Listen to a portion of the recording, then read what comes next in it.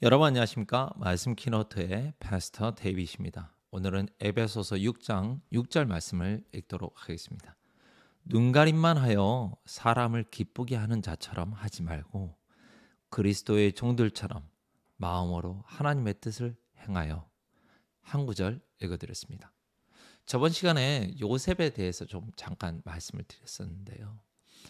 요셉은 창세기 45장에 보면 5절에 이런 말씀이 있습니다. 당신들이 나를 이곳에 팔았으므로 근심하지 마소서, 한탄하지 마소서.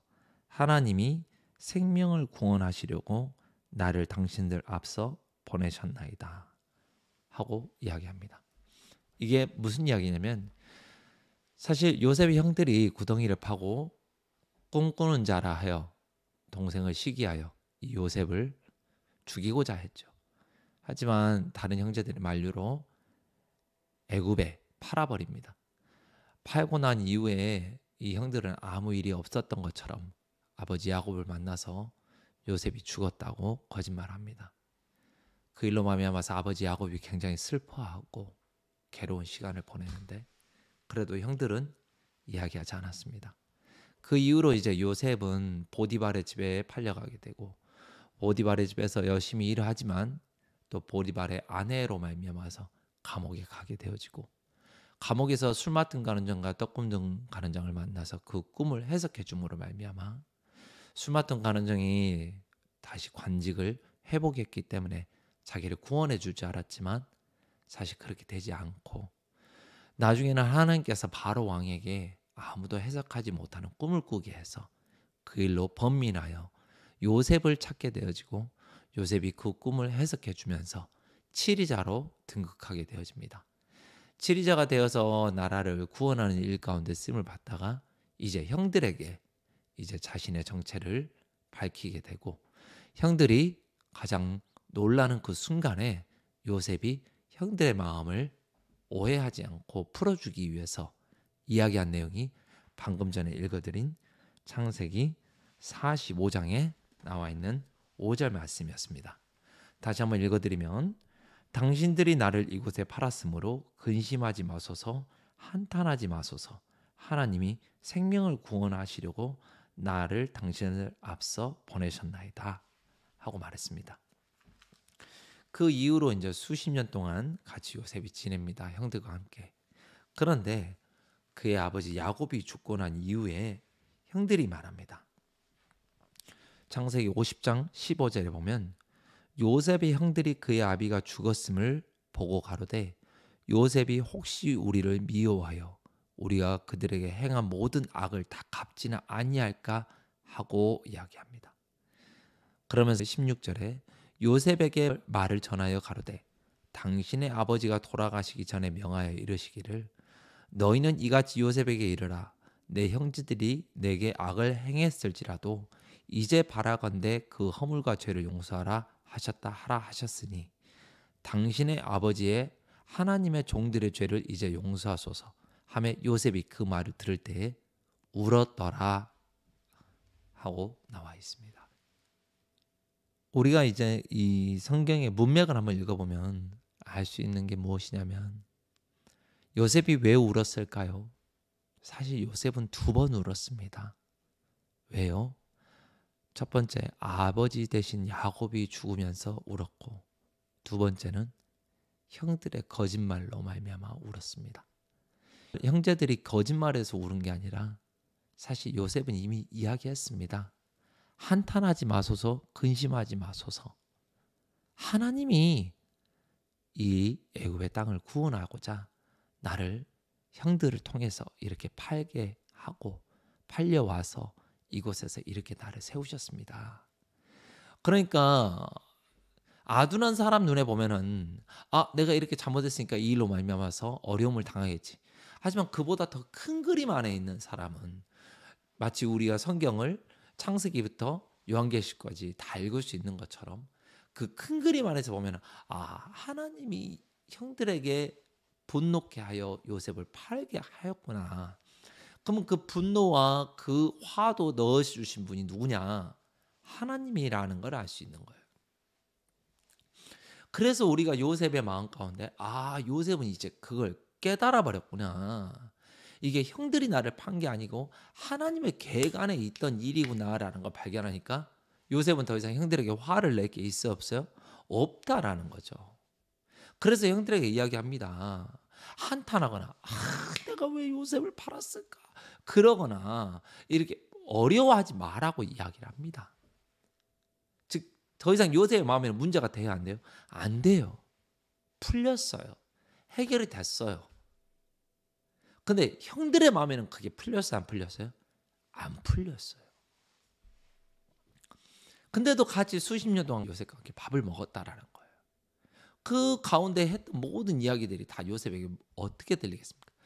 형들이 마음을 열었다가 아니라 형들이 지금까지도 나를 두려워하고 자기들 죽일까 염려하고 우리 조카들이나 다 그렇게 생각하고 있었구나라고 생각하니까 요셉이 마음이 아픈 거예요. 그와 똑같이 하나님의 마음에는 이미 우리의 죄에 대해서 다 마음이 풀렸어요, 안 풀렸어요? 풀렸어요. 언제 풀렸어요? 2000년 전에 예수 그리스도가 십자가에 못 박히심으로 말미암아 죄의 싹을 다 치루었기 때문에 풀렸어요. 근데 우리가 죽어서 하나님 심판대 앞에 섰을 때 거기에서 또 이렇게 요셉의 형들처럼 이야기한다면 하나님 마음이 어떻겠습니까? 아들이 죽어서도 슬픈데 그 마음을 모르는 우리를 보면 또 슬퍼하신다라는 거예요. 그 부분에 대해서 저는 말씀을 드리고 싶은 거예요. 복음이 무엇이냐? 구원이 무엇이냐?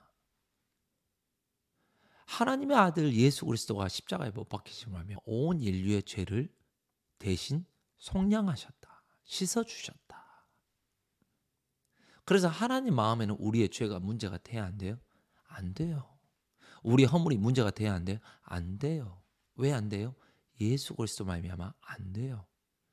근데 우리는 그 예수 그리스도의 피를 들고 가는 게 아니라 다른 걸 들고 가려고 하는 거예요. 나의 성실함, 나의 잘한 것들, 내가 보기에 선한 것들.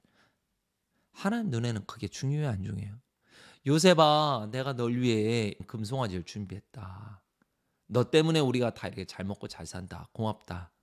근데 말이지, 아버지가 유언하시더라. 우리 죽이지 말으라고. 그 금송아지를 보면서 요셉의 마음이 어떻겠습니까? 형의 말을 들으면서 요셉의 마음이 어떻겠습니까? 너무너무 안타까운 거죠. 오늘 읽어드린 에베소서 6장 6절 말씀에 눈가림으로만 하여 사람을 기쁘게 하는 자처럼 하지 말고 그리스도의 종들처럼 마음으로 하나님의 뜻을 행하여 그랬습니다. 요셉의 형들은 요셉 앞에서 참 괜찮은 척 생활했지만 마치 눈 가리고 기쁘게 하는 것처럼. 하지만 그 마음에는 요셉의 마음이 있어요, 없어요? 없어요. 저도 이렇게 신앙을 했기 때문에 저도 회개하는 마음으로 오늘 이렇게 방송을 하는 겁니다. 하나님께서 모든 죄를 다 씻어주셨는데 그 아버지의 마음을 알기보다는 내 생각에 빠져있을 때가 너무 많고 내 고집에 빠져있을 때가 너무 많고 또 어떤 일을 잘못했을 때 내가 사역자인데 내가 하나님의 종인데 내가 이렇게 살아도 되나? 하나님 안에서는 문제가 돼야 안 돼요? 예수 그리스도의 사랑 안에서는 문제가 돼야 안 돼요? 나의 이 허물도 하나님 계획 안에 있어요, 없어요? 있다라는 거죠. 근데 우리가 그걸 믿지 못하고 아주 근시안적인 내 시선에 내 눈으로 살기 때문에 문제가 된다고 여기는 거고 앞으로 다가올 문제 가운데서도 내 근시안적으로 내가 해결하려고 하고 그런 어리석은 제 자신을 고발합니다. 요셉의 마음을 모른다면 결국은 같이 피를 나눈 형제일지라도 형제가 아니고 요셉의 마음을 모른 채 아버지가 죽어 있는 그 슬픔 가운데 있는 요셉에게 한 번 더 눈물을 흘리게 만드는 우리가 예수님의 사랑을 알고 하나님의 사랑을 안다면 내 마음이 뭐가 중요하겠습니까? 오늘 하루 하나님 말씀을 믿는 믿음으로 사는 게 아버지를 기쁘게 하시는 일인 줄 믿습니다. 감사합니다, 여러분. 말씀 안에서 평안하시기를 간절히 바랍니다. 요셉의 형이 아닌 요셉처럼 하나님의 원대한 뜻을 발견하고 예전에 있었던 그 어려움을 다 내려놓은 채 기쁨으로 사시는, 평안으로 사시는 여러분이 되시기를 간절히 바랍니다. 감사합니다. 안녕히 계십시오.